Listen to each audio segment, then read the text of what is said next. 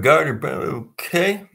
All right, friends. So we're going to answer some Q&A here today. And I think I can see the, let's see, top chat. We'll see if I can see the text or the chats over here. While I'm doing that in the interim, I'm going to go over to YouTube and I'll open up a different window as well to see if I can't see the chat on that side. Happy Saturday. It's been a long day for us, man. We start off bright-eyed and bushy-tailed this morning with some basketball. My boy had to take my daughter up to a game at we had to leave at 7. What time do we have to leave? I can't remember. 7 o'clock, something like that. Whew. And then my son had his championship game at where am I going here? We'll go to Heritage Wealth Planning. Bear with me just a second. We had a basketball game at Heritage Wealth Planning at 8:45, the championship game, and then we had to go back and to watch my daughter for 2 other lacrosse games. Got back at 4, got some sun on my face, and woo, it's been a busy day. So let's see if we can do this here. Open up this guy right now. Hold on just a second. I'm not sure if I can see the comments on this other. Oh yeah, sweet. There you go. I see him. Sweet. All right. Hey, Mike Carpenter, live for a change. Bob from New York, North Carolina. Right on. June C from Massachusetts. So I just we'll just do some question and answers just because I missed out on the Illinois Dennis. Right on. We missed out on the live one I was going to do back on Wednesday because more basketball. I'm going to start. Your kid is not going to the NBA and they're not going to the NFL. All right. Just FYI, in case you didn't know that, if you're watching this and you think you have a child that's going to the NBA or NFL, may I highly suggest that you think otherwise. I don't know if this was the way it was always, but when I was growing up, I mean, I don't know. I just don't know. I just know this has been almost 20 years now. I've been active with Kathy from New Mexico. Hey, what's going on? Harry from Tennessee. When I was growing up, for 20 years now, I mean, we've had people in Texas, Virginia, New Jersey, and Georgia. And I'm telling you, man, they think this, my kid is the superstar and blah, blah, blah. It's not happening. It's not. And all these people spend all this money. Right on, Layla. Thank you. All these people spent all this money on their kids going to these various sporting things. I got no problem with that, but man, how much would be better off just a little bit of academic stuff? It's nuts to me. And I'm sitting there, I'm watching these parents, these coaches just going crazy. And we had to, God, this frustrates me. Kathy with a K from New Mexico. I thought we had someone else from New Mexico on here. But anyway, so if you would, please just remember your children are not going to play professional sports and going to play, I don't know, D1 in lacrosse. Everyone, I want to get a D1 lacrosse scholarship. That's fine. But I worry about these kids that feel that they have to perform well to have value for their parents or for the coaches, as if they don't perform well, they don't have value, as if their value is through their sporting activities. And it bothers me. I'm not going to lie to you. And there's a kid that in our team who's aggressive. He's good. And I just sit there. I think, man, I hope he realizes that he's a valuable person, regardless of stupid sports. And anyway, just that's your kid's not going to the NBA. Your kid's not going to the NHL. Your kid's not going to the NFL. Your kid's not playing Major League Baseball. Are there some parents doing it? Are there some kids doing it? Yep. And it's not your kid. I mean, it's just not. I mean, I think there's 600 professional players in the NBA right now. And I think the average, they're on average like 3 years or something like that. Yeah. Basketball stats to get 3% of the three. It's funny. It's right, Dennis. So I was telling my son here today, I was like, look, you don't even understand. The kids who are good in 4th and 5th grade, they become less and less good in 6th and 7th grade and less good and so on and so on. I mean, as that funnel narrows, I mean, you're just not going to. And the sad thing is, I don't know if y'all remember when Ohio State played Miami University. Miami had this guy named Clinton, the running back. I'm drawing a blank. Miami, and he busts up his leg, something wicked. Dennis from Texas. I can't believe I can't remember that guy's name. Clint, wasn't it? Willis McGahee. Willis McGahee. That's what it was. Willis McGahee. And that guy was good. Anyway, and he was playing for Miami and against Ohio State in the national championship. And I think he busts up his leg, something wicked. And I mean, I'm sitting there thinking, and I guess he had insurance on or something like that. But I'm thinking, if that guy's injured, his whole reason to exist is gone. And he ended up going to the NFL, and he did okay. He actually had a decent, not a huge career, but he did okay. But just think about it, just one hit, and his whole reason is just gone. And then if his whole value is being on an athlete, and all of a sudden that's taken away from him, and it's going to be probably well before he's 30 years old, by the way. I find it sad. And you think about some of these guys who, get addicted to, just drugs and alcohol and stuff. And I mean, I'm not excusing them, but sad. All right. So let's start looking at some of this. So we had a lady here in Georgia. We were looking for assistance in financial planning as she retired, and as my husband is about to retire as soon, so we can develop an income stream on gross assets of $2.1 million. We also really sold the business and in dire need for directions on taxes. Unfortunately, their accountant is unavailable to the 1st of April. Hey, would you be available for assistance? No. And I've communicated with this person. Sad that your accountant's not available. So the issue here is they're going to have a pretty good amount of money on, and I'm presuming gross assets are IRA money. She doesn't say, but she says 2.1 million. And then she sold a business. When you sell the business, there's nothing you can do. I mean, at that point, you got the income. There's no tax.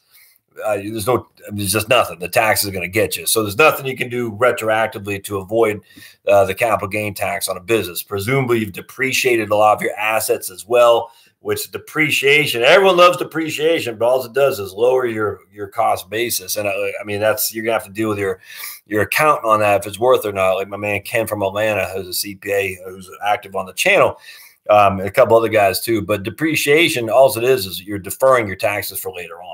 That's all you're doing. And you're deferring it at that point is going to take out the gain of the property. And theoretically, it could turn a income-based asset to a long-term capital gain, which is wonderful. Don't get me wrong. But depreciation in of itself will be rectified once you sell your business. So if you sold a business, let me just click on over here real quick. Bear with me just a second. I want to see if I'm missing. Just 1 sec. Blink. I want to make sure I'm looking at all the comments. Okay, cool. Yep, right on. All right. So if you get depreciation, it's just nothing to do. You got a capital asset. You sold it for a gain, and you're just gonna have to pay tax on that. Now, at the end of the day, the 2.1 million that you have, again, I don't know how this is broken up. One of these days I'm gonna bring my chart. But again, I'm just going to go back to my old tried and true here, which is the 3 asset bases. I'm making a mess. This is high speed. You got your 3 types of accounts. You got your tax-free, your tax-deferred, and your taxable. We want the tax-deferred to be exhausted as quickly as we possibly can. TD, taxable, tax-free. So we want to look like this right here. We want you to start right there. Take out your tax deferred as much as you can to allow your tax free to grow as much as you can, and your taxable account will be secondary. Along the lines of the right capital software, my friends, is that you can't, it doesn't allow you that provision to say, I'm taking it from this bucket and I'm leaving those buckets. The default is it takes it from taxable, the tax deferred, and then tax free. I can set it up where it takes it. I can't remember if you all can, but I can set up where it takes it proportionally. But I don't want to do that because proportionally is it doesn't make sense. You want to leave your tax free stuff as it is. Leave that be. You don't want to touch that at all. Jen Clark here. Hey, McToe Jones from Chicago. Right on. All right, good. Hey, good to see you all. I'm doing it on a Saturday, just see if we get a different turnout. So we shall see. I usually do these on Wednesdays, but I thought about doing it on a Saturday. But anyway, so in this case, the accountant's unavailable to the end of the 1st of April. And I love accountants. My mom was one, but the drawback about accountants is right now they're slammed. I'm just telling you right now, my wife just worked for a CPA firm, just started working because she really wanted to get real insurance as opposed to Medicare. So just as a report back on that, she was freaking out a little bit. So she wanted to get back for real insurance because Medicare is not insurance. It's a member kind of thing, and I've talked about it before. But she did want to get back on insurance, so she did take a job. First one she's had in a real 9-to-5 for 15 years. And anyway, why was it? Oh, so she works for a CPA firm here, and they're swamped. It's insane. And so, man, it's why you got to get your tax planning done ideally at the end of the year. So basically, when you think about from essentially February to April 15th is going to be nuts. And then from probably September to October 15th is going to be nuts because all these extensions will be due. So the IRS allows you, and anyone can get an extension. You don't need an IRS approval, and your extension pushes out to October 15th. So essentially between February and April 15th, crazy. September to October 15th, when all the people file the extensions, it gets nuts there as well. So you just want to be in front of that so that way you don't have to say your accountant, hey, what's up? And so in her case, I just say I probably, in this case, she's going to have probably a pretty sizable capital asset for what she sold, which you'll get a capital gain for. I probably wouldn't be messing around with any other kind of income sources in terms of taking money from the tax deferred, not on top of when she already has an asset that's going to generate taxes. So not much you can do there. Now, going forward, with no income and retired, and that's going to lead into another question that somebody else had written. Man, that's a wonderful place to be. So it's probably not much you can do now. I forgot her name off the top of my head, but Miss Smith. But going forward, there's lots of tax planning you can do. And I probably wouldn't wait until the beginning of the year. I'd probably be looking at in the latter part of October, beginning of November, just to make sure you and your tax guy can be well prepared for sure. All right, who else? I'm still worried about RMD. I'm only 68, but I'm still concerned. Okay. Yep. No, right capital's not $150 a month. It's $150, Ralph. No, not $150 a month. 150, and then you're running wild. So just be advised. Let's see, Monty, you were still worried about RMD. You're only 68. You should be worried about RMD. But elaborate if you would. Dennis says, can you convert your employee contributions from a traditional? Yes. All right. So Dennis says, can you convert your employee contributions from a traditional 401k to your Roth 401k before 59.5 without the penalty? Absolutely. Yes, sir. Without question. Without question. You can make those conversions until you're blue in the face, no 10% penalty. But there is going to be taxes for sure. And then Monty from Texas says if the NFL, if they play 5 years, they get the NFL pension. NFL is a tough sport, man. I was just watching the AAF, the Alliance of American Football, which I enjoy immensely, as a matter of fact. It's fun. We have a team here in Atlanta who sucks, but we went to the game last week. It was fun. All right, so my wife and I both have pensions. She's collecting on hers now and working elsewhere. Okay, so she has pension income, and she's got earned income on top of that. She's 56. Okay, so that tells me something else there too. And I will be the same in April. We plan on retiring at 59.5 and 60 myself. I'm going to say retiring is synonymous for no longer working. The job she has now offers a Roth option, and she has 150K sitting in her 401k at her old job. Okay, so she has a Roth option at her job in her 401k, and she still has 150 in her old 401k at her old job. Could she and should she convert it all now? Man, I don't think so.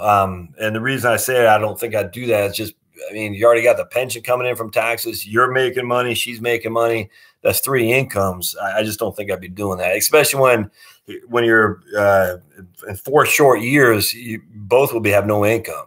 I probably should do a book, The Golden Years of Tax Planning, from 60 to 70. Man, if the income stops, that's when to tear it up and not have any income whatsoever. And then you start doing those conversions big time. Let's see. Mine is a 457 deferred comp. Don't know if we can do such a conversion. We live in an expensive state, but we'll retire to Florida. Well, there's your answer right there. Any thoughts? And keep up the awesome videos. They are very informative. Signed, Mom. Okay. So if you're living in an expensive state in the upper Midwest and you're going to be moving to Florida, I wouldn't be messing. My goodness, man. Why not just wait, frankly? Especially, you got 3 things going on. You got your wife's income, you got your wife's pension, you got your earned income. And even if those are $50,000 a pop, that's 150. You're in the 22% tax bracket there. And then if you start doing conversion, you're going to pay 22% on the conversions, plus you're going to pay state taxes to your crazy governor up that way. I don't know. Well, I wouldn't do that. Not in the least. Not in the least. Don't convert. Generally speaking, if you still have earned income coming in, unless there's a reason to do that. I need to be convinced for that reason, and I don't see it here. So wait to get to Florida. No more earned income, man. Start converting like a crazy man. All right, let's see what else is there. Is there a way to keep your expenses on right capital from increasing at 3% a year? No, I have the no, there is not, Beth. What the expenses? I have inflation 3 different ways on that, which is through the master file, which I can change. But if I change it, it affects everybody. And so we have expenses increasing at 3% a year. We have Social Security cost of living going up at 2.6% a year. And then we have healthcare going up. If I look pretty pink, I was out in the sun. It is actually pretty pink on my face. Then we have healthcare going up at 5% a year.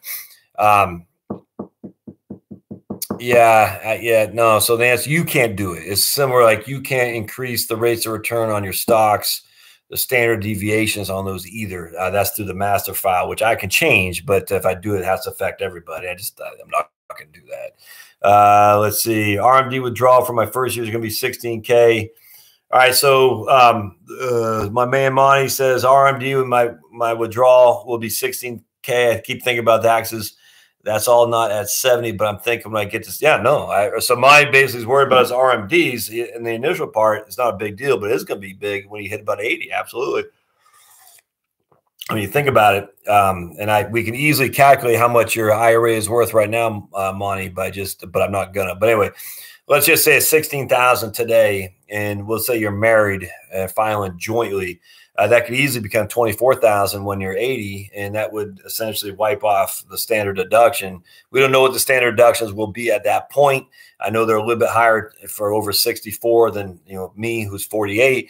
But let's just say essentially when you hit that age, it'll take away your standard deduction. So now anything on top of that will be taxed as income. So that's And Monty, I forgot if you said if you're working or not, but you might want to start looking at converting for sure. Hope you have an awesome evening. Yes, Jeff, I tell you, I am. We got 2 of my kids have friends over. So if you hear some screaming down there, we're not doing anything nefarious here. Just got 4 boys downstairs acting like what boys do, which is crazy, man. It's good. It's good to be alive. Right on, Monty. What do you say if it makes sense to make investments in the question is from Gaming Man. When does it make sense to make investments in a taxable account? Well, I like taxable accounts. I mean, so my preference is, and let's go one of the other questions. Obviously, I have the Roth. Roth is the best thing since sliced bread, without question. But then you got Roth, you got taxable accounts, and then you got deferred. Just because deferred, you're just deferring something that's going to come back and bite you, and not just in income tax, but it's going to come back and bite you in capital gain tax, Social Security tax, ordinary qualified dividend tax, and on top of that, increasing Medicare premiums as well. So never mind your state tax as well. So I would much rather have a zero in this guy here, the tax deferred, and 500,000 here and 500,000 there, or zero here and 50,000, 50. I'd much rather have you split up. Now, obviously, with a Roth, you're limited how much you can put in there. I mean, I think it's 6,000 this year or something like that, and then you have your Roth 401k, and you're still limited there. So there's some limitations on how much you can have in the Roth. So once you maximize your Roth, then for me, I would put it into the taxable account. I just want my most aggressive stuff I can possibly fathom in my taxable account. My small cap growth stocks, anything that doesn't pay much of a dividend, nothing with high turnover. So index funds are perfect in the taxable account because there's not much high turnover. Freaking no bonds, man, for the love of me. No bonds whatsoever. No municipal bonds, none. That doesn't do you any good. If you're going to do bonds in your IRA, for heaven's sake, but no bonds. No. We don't want you to have income. We don't want income being generated from a tax perspective off your taxable accounts. We want to defer that or have it not at all anything with a Roth IRA, or any dividends should be in your Roth IRA as well. And I don't even want bonds in my Roth, for heaven's sake. Now, look, I'm not anti-bond, but I don't think there's a big need for bonds, frankly. But with that said, we don't want ordinary income in your taxable account. So no bonds.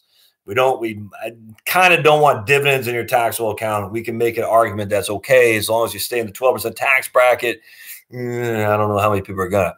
So along those lines, though, Gaming Man, is that a lot of people will default. And then we're going to answer this question here. Another guy, I'm going to do a 401k. And I said, what's the match at your company? No match. Well, what? Why? Why? I mean, just why mess with it? I don't understand. What is the benefit of the 401k if you're not getting a match? Well, I don't have to pay taxes. All right. Well, I don't have a tax form here. What was your taxes last year? Don't tell me your tax refunds. Oh, and by the way, I just read the other day or a couple of days ago, the tax refunds are more than they were last year. So all the media is saying the tax refunds are 18% off. That's just not true anymore. So just all the political stuff drives me insane when they just try so hard to find something political to just stab people with. The tax refund is not, don't even get me started. Anyway, I said, what's your taxes? Well, I don't know. What was your tax refund last year? $3,000. Okay. What was your taxes due? Do you know? And we don't know. So if we don't know what our taxes are due, what are we deferring? I mean, there might not be deferring anything. What is, and I don't even know what the line, I can't remember the new tax forms, what the line items were, but before is line 43. 43 and 44 were your taxes due and your tax. What is it? Your taxes due. I can't remember, but it's 43 and 44 are the two lines on the old 1040. And I say, what does it say on those lines? Because one of those said what your taxes were. Your taxes, that's what it was. And if your tax was $800, why are we putting 401k money in there? It doesn't make any sense. You're not paying much in tax, but you're allowing yourself to defer a tiny, tiny fraction, say, in order to pay a whole lot more in the future. Don't do that. So don't just default to a 401k, and heaven forbid, don't default to a deductible IRA. No, don't do that. I mean, just do your Roth IRA and then look at the taxable accounts for sure. Now, if your company matches, for all means, take advantage of the money. Absolutely. But don't. So my opinion would be you do the Roth 401k in your company. If they do match, they're going to put their match in the traditional 401k. So going back to this guy right here, anything that you put in the Roth, if they match, your contributions go here, the tax-free. Their contributions still go into tax deferred. All right, so that's how it works. So you put $10,000 in, they match $10,000. Now you have $10,000 in the tax free, you get $10,000 in tax deferred, and that's what you should do without question. If all you can do is put $10,000 in the Roth 401k and they don't contribute anything, and as long as you're not going into debt, man, do that too. But don't put it in the tax deferred, i.e. the tax, I mean, not the traditional 401k. If you're not paying taxes, I don't see any benefit of that at all. Let's see here. Yeah. Okay. So, Ralph, yeah, they charge, per month for advice. That's the advisor account, Ralph. I just say, look, I'll set you up. I'm not going to do it. You can do it yourself for $150. I don't know how long I'm going to use it, frankly, but I do use Right Capital. And if, at some point, theoretically, if I start taking clients again and people want to have access to me to be the financial planner, it'd be nice to have all that stuff situated in Right Capital. I don't know when I'm going to do that, but that could happen. And that's what my thought process was, to say, look, I'll get you set up in the system. It costs $150 for the one-time thing. If you want to get set up in the system, we can get you set up. At some point, if you might decide to hire me and I might decide to take on clients again, we'll waive that $150 fee off the fee that we end up charging. I don't know. I just haven't thought of that much through yet, frankly. But what I would suggest, actually, I would actually look at Larry Kolikoff's stuff on Maximize Your Social Security. I'd frankly start there. That's $50 or $40, I think. I think it's Maximize Your Social Security. I think is what it's called, or ESP Plan or something like that. But it's Larry Kotlikoff, Kotlikoff. Kotlikoff. His stuff is fantastic. It's phenomenal. I love it. It doesn't have the tax stuff that Right Capital has, but it's fundamentally fantastic. It's superior. And it's $40. I have nothing to do with it. I don't get paid on it, nothing like that. It's just I like it. It's a good software program. I'm fond of it. And if I'm looking at financial planning that's not so focused on tax, I would use the Kolikoff stuff personally. So without question, I just like the tax stuff. I like the 1040. Saturday Night with Josh says, Rexpo, it does not get better than this. I owe you big thanks for your work dealing with Social Security. You got it, Rexpo. Yes, sir. I enjoyed it immensely. In fact, my wife and I were just talking about that with a client that she had today, wondering about Texas. It was a Texas retirement. I can't remember, but some retirement planning for teachers. Because remember, some teachers don't pay into it. They don't pay into the Social Security. So because of that, they're going to be hit with a windfall elimination provision if they don't have 30 years of substantial earnings. I think substantial earnings like $24,000 a year or something like that. And a lot of people, a lot of teachers in Texas, I can't remember Georgia, but are going to be taken aback when they see how much they are going to lose on the Social Security benefit because of the WEP. It's about $475 a month, if memory serves, the max they will lose if they don't have those 30 years of substantial earnings. Social Security is a big deal. I mean, it's a huge deal. And I frankly, I will never stop spouting off at how big of a deal it is and how it needs to be fixed. I mean, it just really, really does. It's not bankrupt. It needs an adjustment, though, for sure. And I'm telling you, they're going to raise payroll tax. What I was just reading today, and y'all can't see that, but the HRS, the health.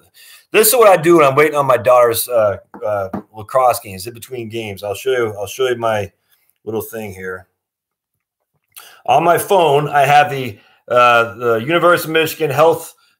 This is a health and retirement study, and I'm reading that while I'm sitting there waiting for the other teams. They're playing back and forth, and my daughter's on her team's waiting.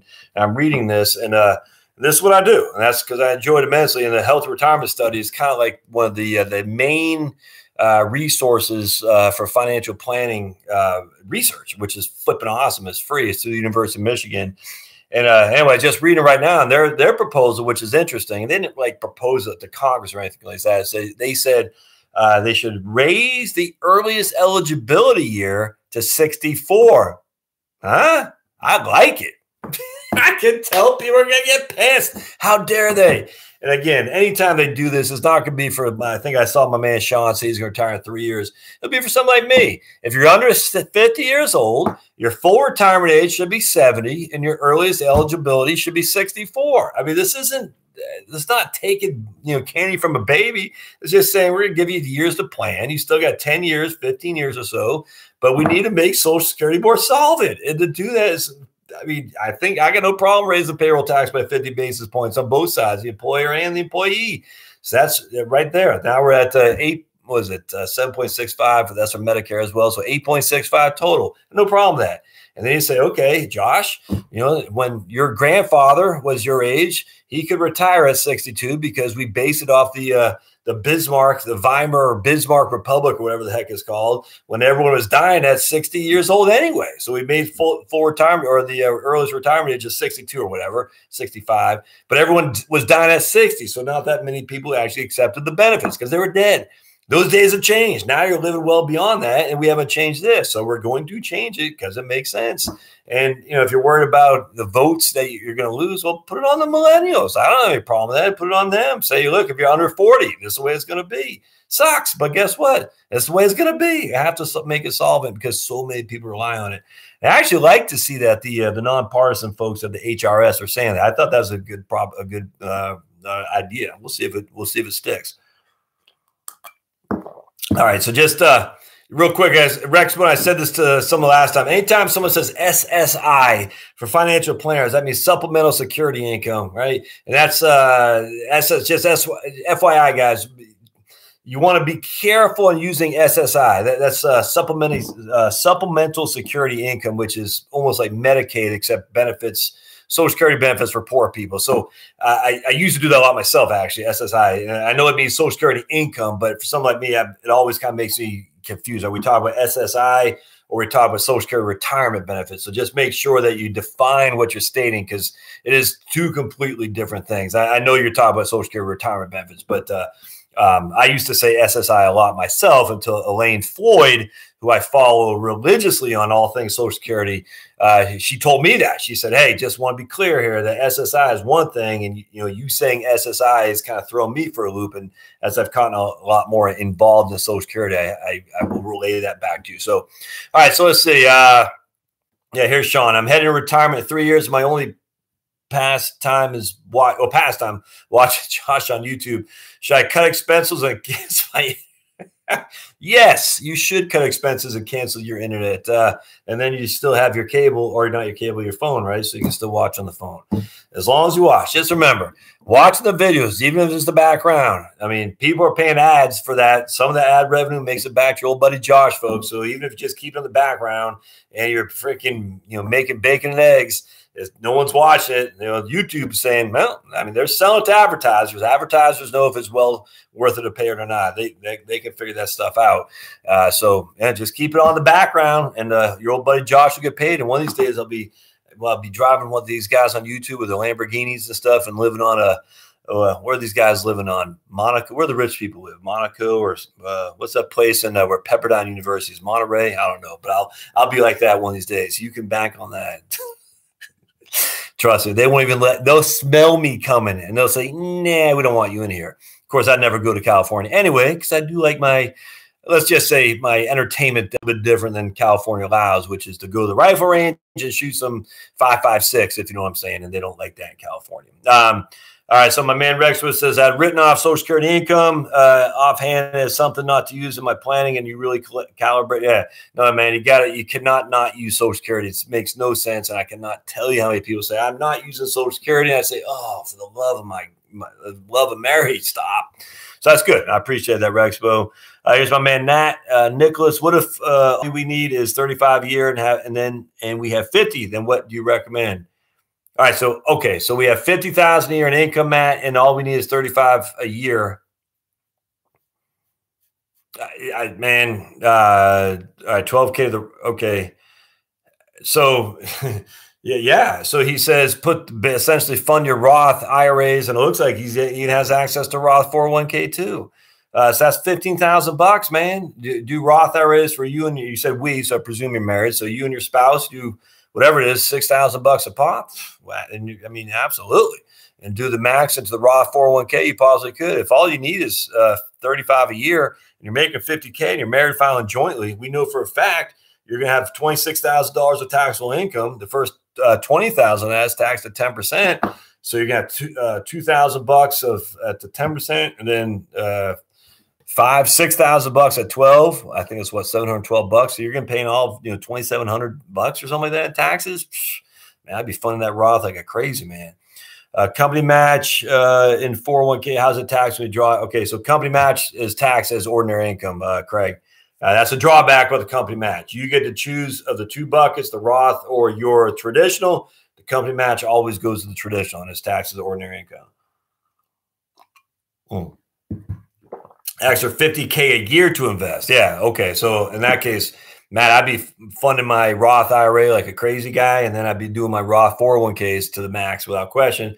Anything above and beyond that, I'm putting a small cap aggressive growth stocks, funds, not stocks, but stock funds, extended Vanguard, USAA. You don't use USAA anymore in that regard. USAA, by the way, folks, for you guys, some of y'all might not know what USAA is, but for you who do, they sold off their investment arm, and it looks like at some point they're probably going to be selling off their entirety of their financial planning arm as well.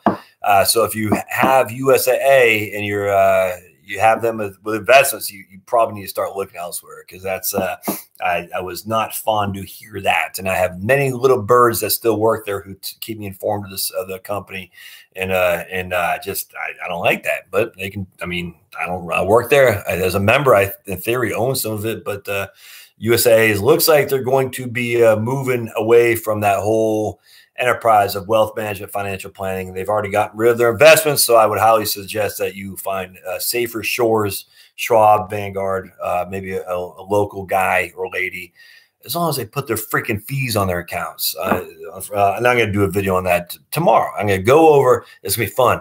I'm just going to randomly choose, I don't know, probably 15 different advisors. I'm just going to go through the NAPFA website, and I'm going to say, okay, let's pick this guy in Des Moines, Idaho, or Des Moines, Iowa. And it's going to be Joe Schmo's Financial Planners. And on Joe Schmo's Financial Planners website, it's going to say, we are transparent. We are on your side. We are fiduciaries. And I'm going to look, and I'm looking some more. And I say, I don't see the fees. Where the hell are the fees? You say you're so transparent. Where are the fees? Well, call us for a free consultation. Call us for a free portfolio view. Man, everybody and their mom knows what's happening when they do a free portfolio view. They're going to tell you what you did wrong and how they can fix it and make it better. Don't fall for that crap. Just say, no, I'm not doing all that. So we want to see the fees up front and center. Like my man Dustin at Jazz Wealth, he shows the front and center. There's a guy out in San Diego. I'm drawing a blank his name. I'll find him and I'll show you another. I mean, he's right there. They're the fees. Boom, boom, boom. I'm telling you. I got friends in the business, and if they're not putting their fees front and center, I'm not sending anybody that way. It's got to be front and center. If you're going to say you're transparent and then you're not showing your fees transparently, and then you're going to say you're fiduciary, put your fees out there, man. Why do you hide the fees? All right. So, all right. Extra 50. Okay. Could I be your first client? Let us know. Yeah, we'll see when I start taking clients again. Right on. Right on. Let's see. There I got Sean. I have about 30K in rental income. Would my Social Security at 62, if collected, be reduced? Oh yeah, absolutely. So that's from Tom in Fredonia. Is that New Jersey? Anyway, yeah, absolutely, Tom. You collect. It done nothing to do with your rental income. Only has to do with the fact you're under the age of full retirement age, and that's either 66 or 70, depending on what, or 67, depending on what you're born. So if you're born 1960 and beyond, your full retirement age is 67. I was born in 1970. Did I say 70 or 60? If you're born 1960 and beyond, your full retirement age is 67. So if you collect at 62 and you're born in 1960 or beyond, you're going to have a 30% reduction in your benefit. It has nothing to do with rental income, just FYI. Are you familiar with profit sharing plan? It started as a defined benefit plan out of rental properties. And I'm 64 collecting Social Security. I'm not, Doug, I'm not following what you asked me. I am familiar with profit sharing plan. Sure. It started out as a defined benefit plan. So do they change it from a defined benefit plan to a defined contribution plan? With DC, a 401k essentially is a defined contribution plan. So just as an FYI, how 401ks are funded, there's 3 different mechanisms. The first is obviously your own deferrals. And you can, off the top of my head, I can't remember the max, 24,000 if you're over 50, 18,500 or something like that if you're under 50. That's one. That's your own deferrals, all right? Number 2 is going to be employer match. They may or may not match some amount of money that they put in there. So 10%, 3%, 1%, something like that. 3% on the first 4%, and then 50 cents on the next 6. They make it as confusing as it be. The third one, though, is the profit sharing. That's usually where the big contribution percentages kick in. And the profit sharing one says the company has X amount of dollars they made. Everyone's getting a proportion of that, and they're funding that puppy nicely. And when I was at USAA, it's a profit sharing that really made it. We had a great 401k match. I think it was 8%, which is flipping awesome. But it's a profit sharing that really made the big deal. I mean, that allowed me to do what I'm doing now because I had so much in the profit sharing in my 401k. I've been working there for 10 years. When I quit, I was able to have enough money to secure this for at least a couple of years, which is sweet. So the profit sharing plan is still part of the defined contribution plan, not the defined benefit plan. So the defined benefit is a pension. The defined contribution plans, they're saying the 401k, the 403b, the TSP, they're saying we're going to allow you to contribute, and we're going to contribute as well, maybe or maybe not, but we're going to say at the end of the day, we're either going to put a profit sharing provision on top of that, or we're just going to put a match, or not going to put anything. It's just all on you. And again, if it's just all on you, I don't see a huge benefit of doing that unless you're in a pretty good income bracket or something like that for sure. But generally speaking, I'm not the biggest fan of making a contribution to a 401k or a TSP or a 403b if I don't have that much income. And much income, probably anything less than $100,000. If I don't have if I'm in the 12% tax bracket, I wouldn't do any 401k unless there's a big fat match in there for sure. Now, some will do a safe harbor, and it's been a long time. I used to know this like back of my hand, where as long as you made, where I think everybody, I don't even think I had to contribute. Everyone got like 2 or 3%. And that way, the highly compensated employees, they could put more in for the HCEs, the highly compensated employees, as long as they're putting a bare minimum in for everybody else. I think it might have been 3% safe harbor. Don't quote me on that. I don't even think you got to do anything for that. It's just as long as you worked there for a number of years, you got that. And you're vested in it. But I don't, that's been 10 years since I used to run some 401ks from some dental shops back in Virginia. And I used to know all the ins and outs of 401k plans, but it's been a long time. What I've been teaching for 33. Yeah. So Sherry, all right. So if you haven't been paying into Social Security in your FICA, you're going to be hit with a WEP. And I don't know about Florida teachers, Texas. There were some counties in Virginia, some here in Georgia.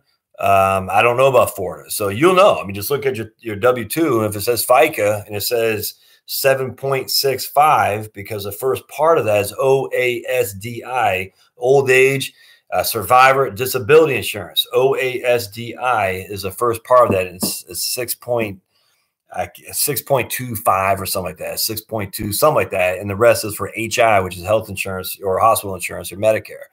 So if you look at your thing, it says FICA and it comes out to 7.65 in total, then you're fine. There's no windfall elimination provision.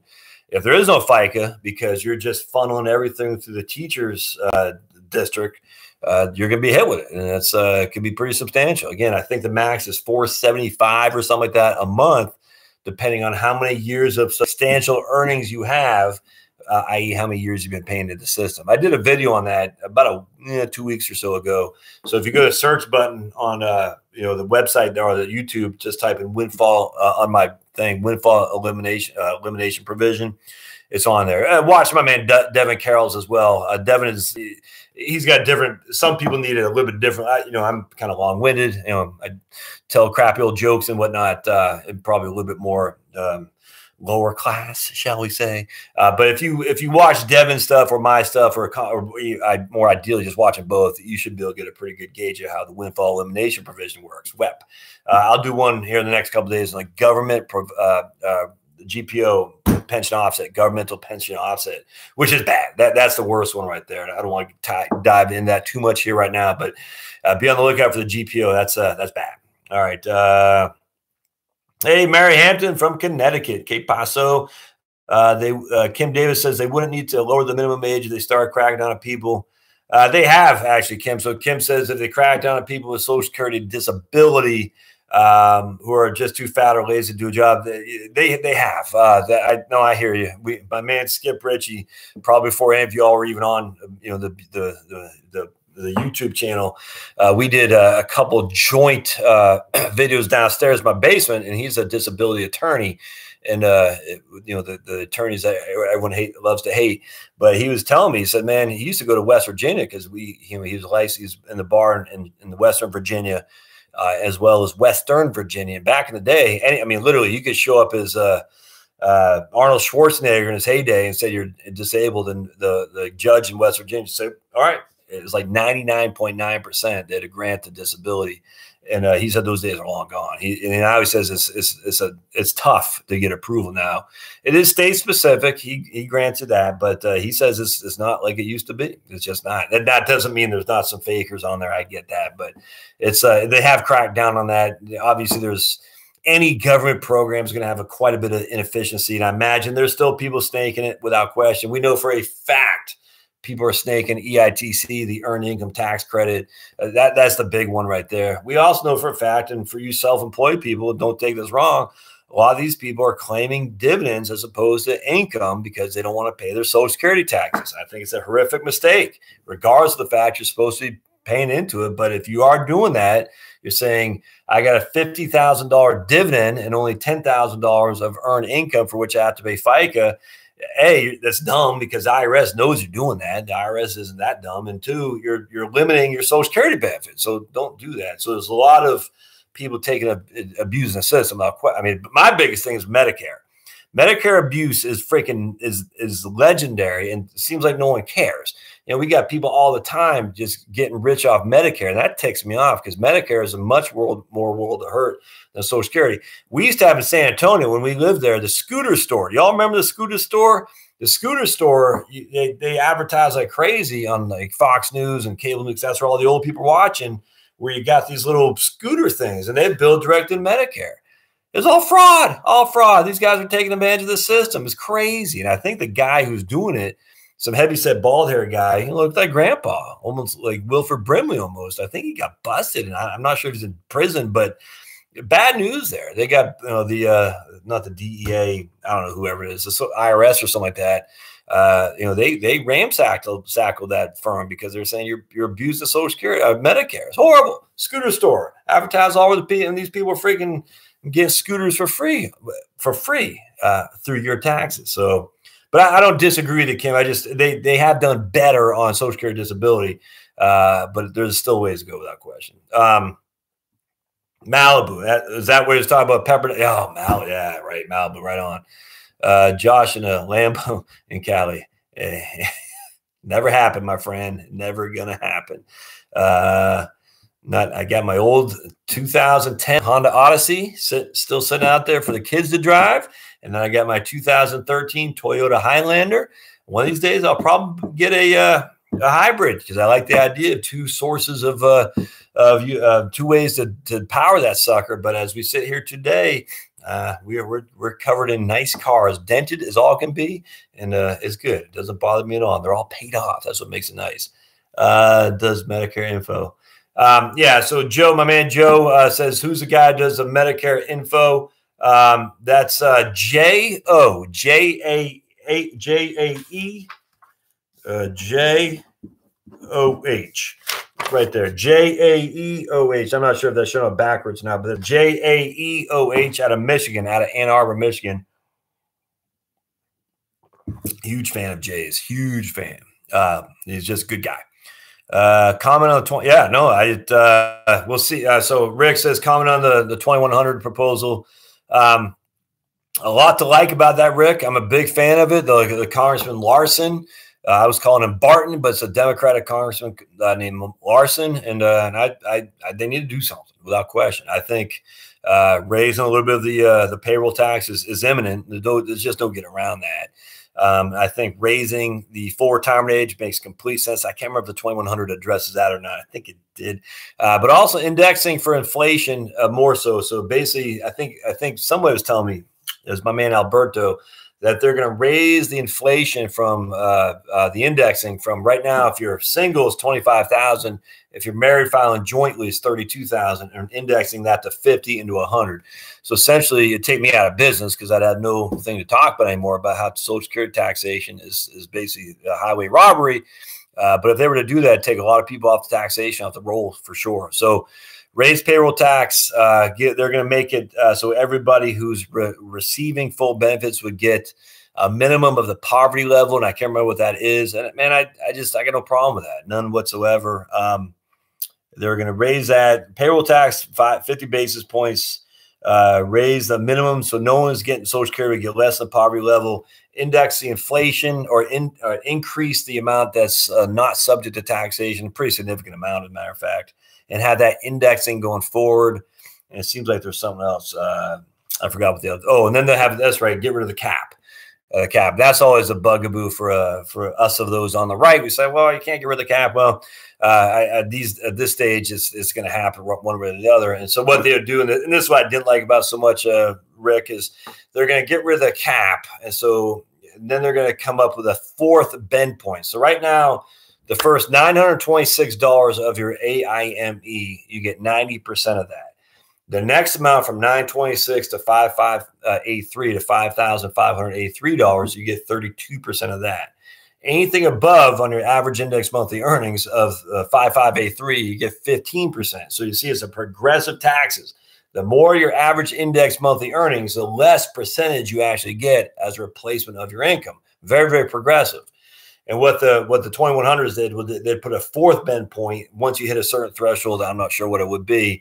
It'd only be a 5%. And I don't know. I don't like that. At the end of the day, I don't like the idea of just taking from that guy to give to that guy. Now, in some regard, I get it. It's going to happen. I get that. But man, I mean, if the guys or the lady, and I say that all sexes, if someone's paying the taxes, they have a right to some of that benefit for sure. And I just think if 15% bend point works fine. So you get rid of the cap, but keep the 15% bend point. Why make it even that much more confusing? There's another pet peeve, but another thing I didn't like about it so much. But all this stuff's got to. I mean, hell, I had to pass a House. Still got to go to committee. Has to pass the Senate. Still got to go to committee. Trump's will sign it or veto it, whatever he does. As a Republican-leaning guy, and I know some of y'all hate that, but I mean, I think if Republicans were smart, they'd run with this and they'd freaking own it. I'm telling you right now, if they were smart, they would take this by the horn, say, we're going to do this, and we're going to make the Democrats put them on record. to say we're not going to support an increase in Social Security. And I just, it's funny how these kind of political things, how they shake out. And typical Republicans like Mittens, he never had the instinct to do stuff like that. But I think Trump does. I think Trump can get it done for sure. But you have to give stuff away. I mean, there's going to be stuff that's going to be given away, which is increasing payroll tax. But Trump never ran like George H.W. Bush did, no new taxes. He didn't do that. He ran as a pragmatist. And I think he could get it done. And I think there would be a lot of Republicans, conservative Republicans too, to go along with it. So I'm stoked. I think politics, it would be good politics for Trump, good politics for the country as a whole. And I think, the Democrats would go along with it too. And I think we could get a good deal done. That's not perfect. I mean, hell, Reagan's bipartisan thing wasn't perfect. A guy posted on the video that I did on the bipartisan legislation with Reagan and Tip O'Neill that it literally took money out of his hand. I mean, not literally, but he was getting paid because his dad died when he was 16. And that said, once you hit the age of 18, you can no longer get survivor benefits, whereas before he could up until he's 21. And so they literally said, no, sorry, bud, no more benefits to you. And that's not good. So there's always going to be people not happy with it. So I like it. Wish you much success on YouTube. Thanks, Sherry. Okay, 13,000. Thanks, Lauren. Does pension income? Does pension income count against Social Security income? If you draw Social Security, I'm not following what the question is there. Count against Social Security income. I don't get it. You have to rephrase that. Pension count against Social Security. I mean, it doesn't. I don't know. All right, we just have to see. San Francisco Bay Area, right on. All right, if he doesn't, Sherry responded to that from Sacred Hills. If he doesn't or she doesn't respond back, elaborate what you think he makes. I'm not following it. I have a state pension and drop account for Louisiana. I got no problem with state pensions, Tammy. I mean, are they in good shape? Most are not. That's for sure. I mean, it's just, smash the like button. My man, Bruce is live. Right on. I love Bruce, man. Smash the like button. That's right. That's what that guy Graham, what's the Graham Stewart or something like that? I forgot his name, but he always says, I'll tell you the details, but first you got to smash the like button. Always kind of cracks me up. Anyway, I have no problem with state pensions. I mean, at the end of the day, they're not fully funded. We get that. I'm just telling you, it's just like Social Security. The idea that the politicians are going to renege on their obligations to their voters, it's not going to happen. They're going to renege on the obligations to people coming up, i.e., you're getting a job now with a state, and the water authority. Well, you're no longer going to have a pension. You're going to have a defined contribution plan. We know that's going to happen. So, Tam, I got no problem with it, none whatsoever. So don't sweat it. Life's too short. All these people are griping. Like Social Security is not going to be there. My state pension is not going to be there. My municipal bonds aren't going to be there. With a lady named Meredith Whitney, who I actually liked, was big on that back in 2010 and 11. And this is when all the people were like real concerned. Those of us on the right were concerned about Obama, and we're saying, "Oh no, we don't have any money to pay for all this. The municipalities are all going to go bankrupt." And hasn't happened. Doesn't mean it won't happen. Just mean it hasn't happened. But I think sometimes we can let our politics dictate to us our positions on. Went off for a second. All right. Looks like we're still on. So anyway, if y'all still see that, so Tam, don't sweat it. Just don't. Can you make a video about your thoughts on Winty? I'm not a fan of 72Ts. I'm hoping you're still seeing this. If someone could drop a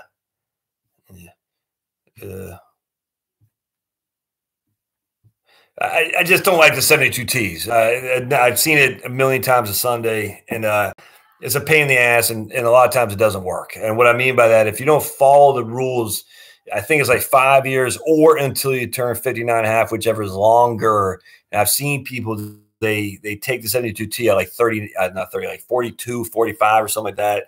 And then they stop it. And you can't do that. You'll get whacked big time. So that's not good. So I'm just not a big fan of it. I think there's other methods to get access to your cash before 72Ts. So Kevin, 55, I'll retire soon. I'm 60-40 equities to bond cash. I'd like to pay off my 4% mortgage. Would you use a portion of your bond? Yeah. Yes. Would I use a portion of my bond's mortgage to pay it off? Yes, without question. Whether it could be a taxable event in selling a bond, probably not. Probably not. I bet you could have a tax loss.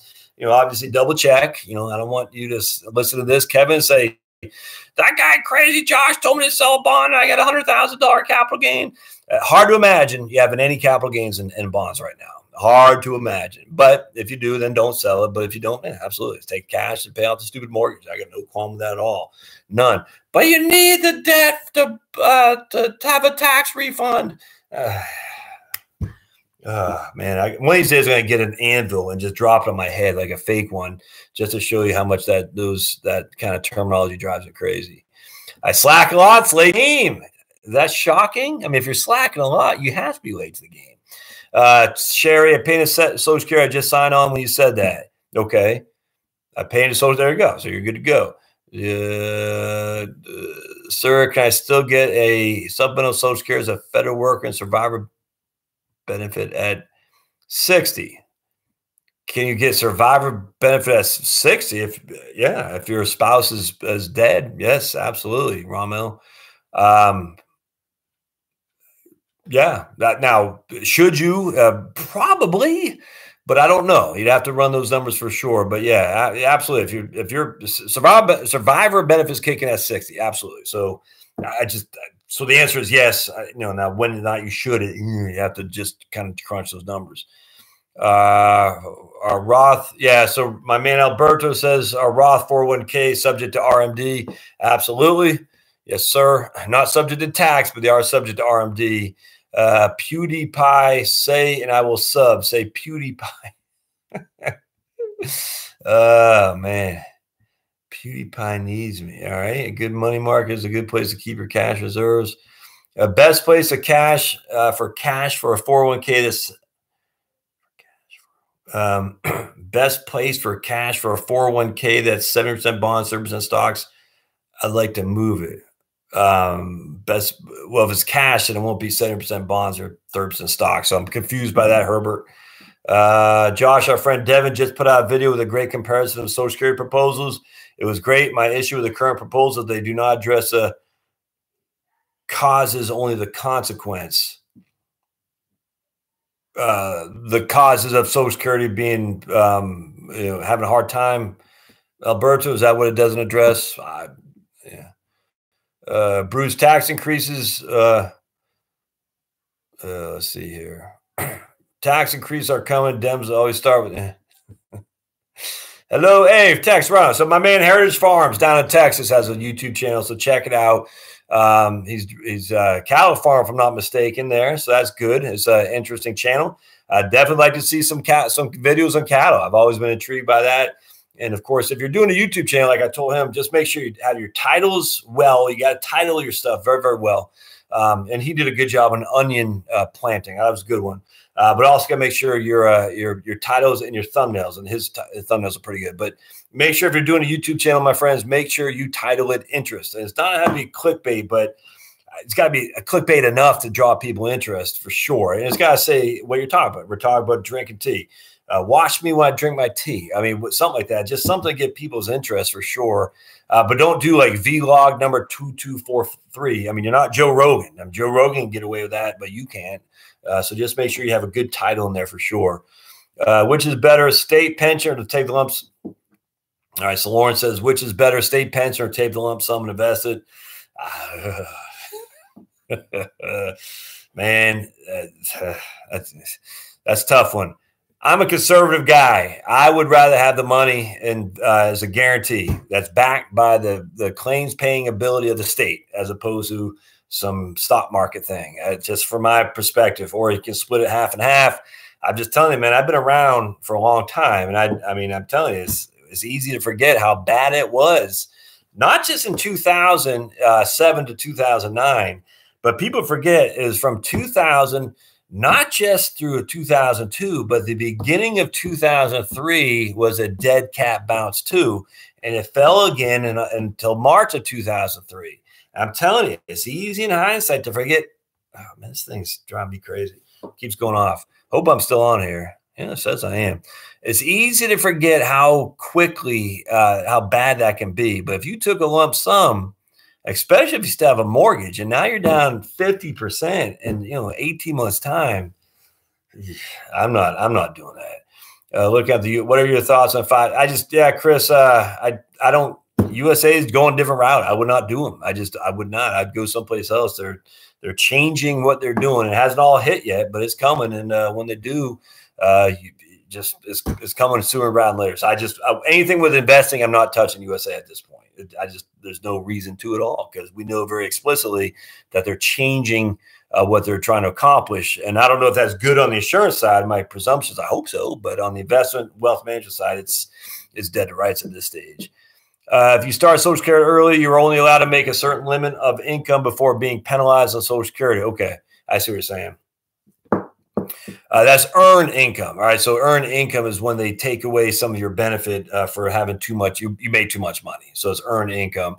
But always remember, guys, there's a work penalty, but you're always getting that money back. It's not gone forever. Once you hit your full retirement age, they'll redo your balance, and they're not going to give you a lump sum. So let's just say you made too much money and it's $200 a month that they're going to reduce your benefit from 62 until you hit your full retirement age.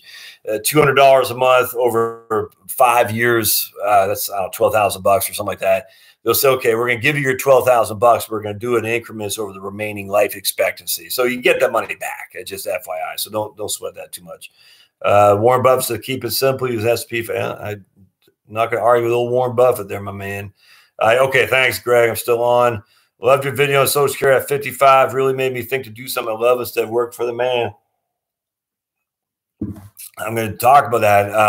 70% of American workers, they hate their jobs. 70%.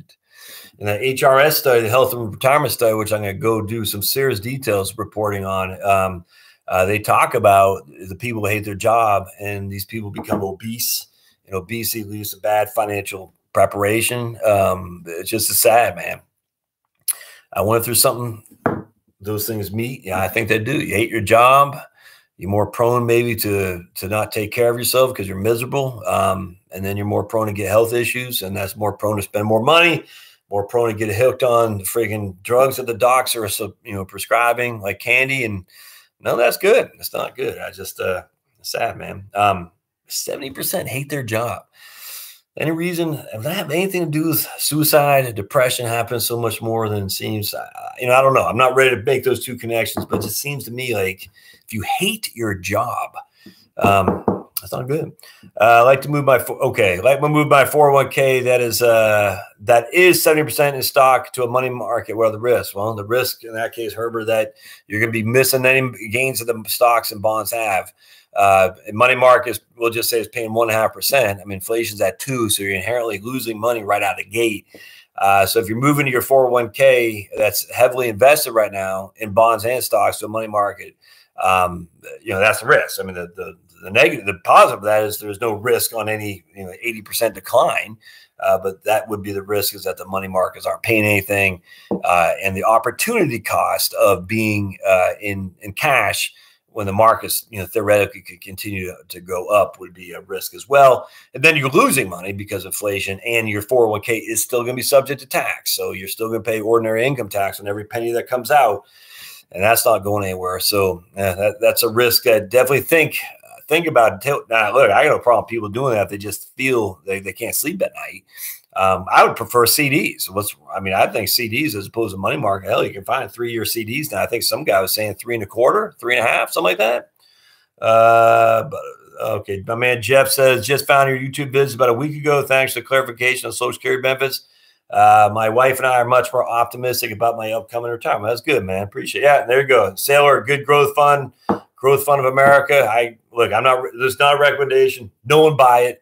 But my man Sailor says Growth Fund of America, AGTHX, is a good fund, and I agree with that completely. In fact, I'm going to go back to my videos. I haven't finished those up on those funds and how they did from 2000 to present time. And I need to get back to doing those, just finish those up, because I want to add 2018 in there when we had a down year. My understanding is they can roll the Roth 401k to Roth IRA and avoid RMD. Yeah, absolutely right. So junk money. Who wants to invest his Roth 401k, he can put to a Roth IRA Absolutely, man. And then there's no RMD, 100% right. So everybody should do that, bar none. Take your Roth 401k and put to Roth IRA. Yes, yes, yes.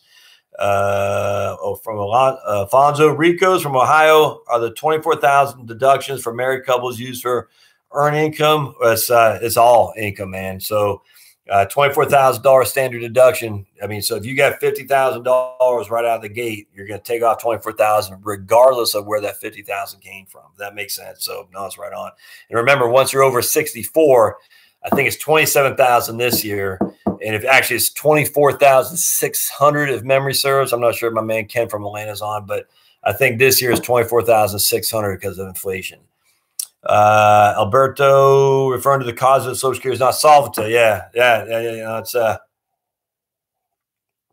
right. So Alberto's saying, I wish they would address the causes of why Social Security is on the rocks. And I agree with that. I mean, I still think the causes, I don't know if it's primary the cause, but we haven't changed the retirement ages since inception. I mean, why should a guy today get it at 62? I mean, I don't look, if you do it, I'm not saying you're wrong for doing it. Anybody out there, I'm not offending you. They're saying it makes no sense. I mean, Social Security is built on the years when people weren't living this long and things have changed. I mean, it's under FD. This is before World War II. This is before World War II. You know, we're just getting radios. You know what I'm saying? A lot of places didn't even have, you know, the internal combustion engines going around. We still had horse and buggies in a lot of places, literally. And we're still using the same model. It's nuts. Yeah, American Fund's a great mutual fund company. I completely agree with that. Using Rule of 55 after I leave my company, should I leave the 401k? Yes. All right. So Kevin says, should I leave my 401k in my company once I leave work after it's 55 or beyond in order to have access to it? Yes, you should, because remember, that's the Rule of 55. Is that you can leave your company 55 or beyond, leave your 401k there. You can take distributions out and they're not 10% penalty. They will be still subject to income tax, but not a 10% penalty. I begin taking distributions at 56. Yeah, no, Kevin, 100%. Now, be advised, if you're a first responder, that is 50 years old. All right. So all of you policemen, like my man Leo's, my man Bruce up there, first emergency responders, the customs agents, there's firemen, EMTs, policemen, customs, border patrol. There's another big one. I think even air traffic controllers, if memory serves. But anyway, if you're a public servant and a first responder of some sort, FBI law enforcement too, it's a rule of 50. As long as you separate after 49, so 50 or beyond, you have access to your TSP, your plan through your company, or I should say company, your county, if you're like a sheriff's office or something like that, or whatever it is, your state. It's a smoking deal, man. Thoughts on investing in the SP 500? No trade. Yeah, I had no problem. Lawrence says, should I invest in the SP 500 ETF, no trade costs, and pays a good dividends and drip, automatic reinvestment? Yep, none whatsoever. Great question, Kevin 55. Does Rule 55? Yes, absolutely. So again, depending on what kind of position you're in, El Tigre. Man, there's a Mexican band called El Tigre de Norte Americanos. I don't know if that's your neck of the wood. I forgot what kind of Mexican music it was, but that was some good music. They do the same kind that Los Lobos does. There's a Mexican kind of music style, not mariachi. It's a different one. I've drawn a blank. But El Tigre de Norte America. I don't speak Spanish, but I love some Mexican music. Is like country music. Some of it's freaking the best music you ever heard. And some of it's just, you just want to kill yourself. Man, some of that Mexican music is just fantastic. Oh, I can listen to some of that all day long. But anyway, so the answer is yes. So but remember, if it's a TSP and you're first responder of some sort, law enforcement, it's the Rule 50 could apply for sure. Buy and hold for the long term. Mike D'Amico, what's up, big man? And there goes my man. I slack a lot. All right, my friends. That's about an hour. Looks like we're done with the questions, but I appreciate y'all being here on a Saturday night for sure. Smash that like button, smash it. If you haven't smashed it yet, please do. That way we can get, I don't know what happens. YouTube YouTube likes it. So if YouTube likes it, I like YouTube. All right, so here's Janet. Best strategy for transitioning out of several individual stocks to all long-term. Yeah, man. All right, Janet. So best strategy to sell some stocks. All have long-term capital gains. That's tough, man. So I presume you don't have any losses anywhere you could take. So you're going to have to pay the long-term capital gains. I don't look, what they say, cows get watered, pigs get slaughtered. Is that the old terminology? And what I mean by that is a lot of people are so hesitant to sell stocks because of fear of taxes. They're going to get slaughtered. If that makes sense, because they don't want to pay any tax whatsoever. And look, I don't know your situation, Janet. I just think at the end of the day, what would be worth, if let's just say at $100,000 gain, all right, you're going to lose $15,000. We know that for a fact right out of the gate, maybe even more depending on what your income is. But you have 85,000 you can take home, and that's not too shabby. So if you don't have any losses to offset it, I mean, it sucks. No other way around that. Maybe it could split up in a couple of years, but the problem is that if you have a big fat gain, you don't take it and lock in that gain could dissipate. I mean, that's the thing with individual stocks that happens all. Well, look at GE. I mean, this is GE. I don't even know what's trading at anymore. I frankly, I don't pay attention. But it's GE. It was down to like 7 at one point the last year, 6.5 or something nuts. I'm not saying take your gains, but sometimes it's best. I don't know. But anyway, so just you got to divide that up for sure. Marionette, Wisconsin. Thank you so much. Hey, thanks, Pete. Appreciate it. Half the people were here need to hit. Thanks, Delbred. Smash the like button, says Salma. I'm good to see you, Salma. I'm glad you're here. Absolutely. And my lady Jen Clark was here too. So Jen, if you're still on board, I appreciate that. Jen's one of those people. There are a lot of people on here that we can agree to disagree. I mean, had a guy from Norway saying he didn't like my stance on climate change and vaccines. And I just said, look, I'm not anti-vaccines, not the least, but I mean, it's okay to agree to disagree. Nothing wrong with that. Just don't be an asshole about it. I say that just don't be a mean guy. Close end, yeah, good question. Good question. Alfonso, closed-end funds, man. I used to do a lot of Nuveen closed-end funds when they're trading under NAV. It just, look, I got no problem with them. No problem at all. I love the Nuveen closed-end funds for municipal bonds. I thought they're fantastic. It's been a long time since I looked at 15 years since I looked at them. So I don't have any antipathy towards them, Alfonso. I just don't keep up on them that much. But I do know if it's trading at 20 to 25% under NAV, so it's, the price of the shares within the holdings with the company of the 100 is only trading at 75. You'd think there'd be some value there, but I mean the thing is all about this stuff is everybody else sees the same thing. Everyone else sees the same data. All the computers, all the PhDs from Harvard, they all see the same stuff. So I don't know. I don't. Is there any way that you can exploit that these guys can? I don't think so. But anyway, if you find a good one, it's got cheap expense ratio, I got no problem with it at all. Yeah, here's Rick. My wife is 72. Can she have a Roth? I have income when she's. My wife is 72. Can she do a Roth? I have earned income. Yeah, as long as you have earned income, absolutely. When would RMD start in that case? All right, so no RMDs on a Roth. If it's Roth IRA, no RMDs whatsoever, Rick. But she can absolutely, as long as you have earned income, you can do a Roth without question because you're not getting tax benefit other than the tax-free growth. So definitely take advantage of that. Bonds, 1027. Okay, G 1027, right on. Yep. Is IRA distributions non-taxes? Yeah, absolutely. Silver Manna. That's right. That's 100% correct. But this is where the tax trap gets you. Say you're under the standard deduction, all right, and you got IRA distributions 24,000. Now you're thinking, all right, no big deal. I didn't pay no tax. So now we got Social Security kicking in 24,000. You're like, no big deal, no big deal. Watch what happens. I've done videos on it. I'll do more because it freaking pisses me off. What happens is Now you not only have taxes on that IRA distribution because your Social Security is going to put you in a taxable bracket now at 10%, but also your Social Security's tax. It's literally, you cannot find a more nefarious tax scheme than how Social Security is taxed for lower income people. It's freaking nuts and no one cares. And that's why I'm a big fan of the 2100 legislation that Congressman Larson and my man Devin Carroll and a couple guys, Alberto and others, were talking about here, Rick, because it's get rid of all that crap. It says at the end of the day, 50,000, you're not paying any tax on Social Security, 50,000 and 100,000, and then be indexed with inflation. It's a big deal.